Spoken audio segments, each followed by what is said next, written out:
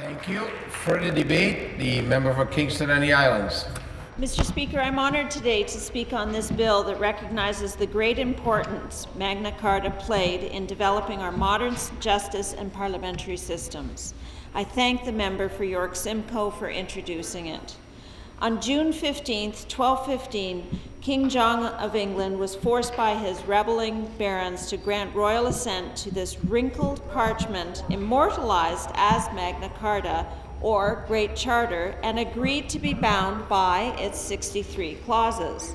Magna Carta gave rise to the rule of law, affirming that no one is above the law, not even the king, and ensured people's freedom against arbitrary rule. It also credited for securing trial by jury and the right of habeas corpus, protecting citizens from illegal imprisonment and guaranteeing the right of due process. It is also a step forward for women's rights, albeit a small one, as stated that a widow could not be forced to marry and give up her property.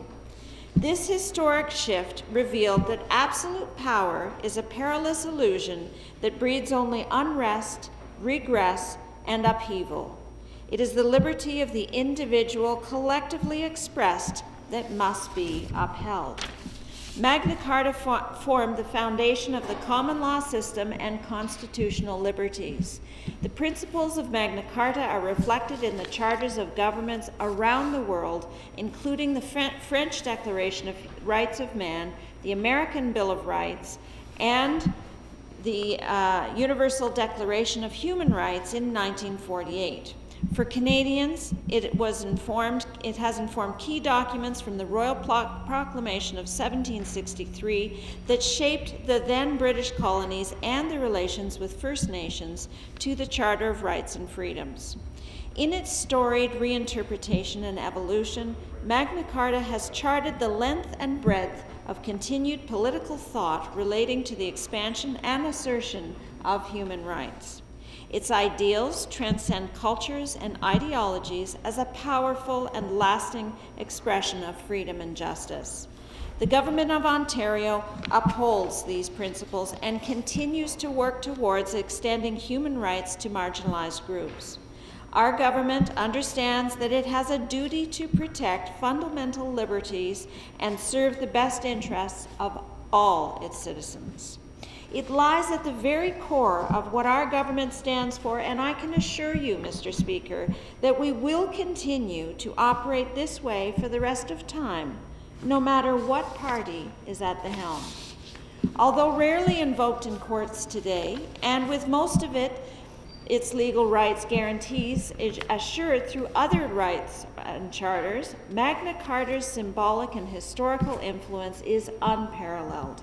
As my colleague has noted in her bill, Magna Carta is a document that changed the course of history.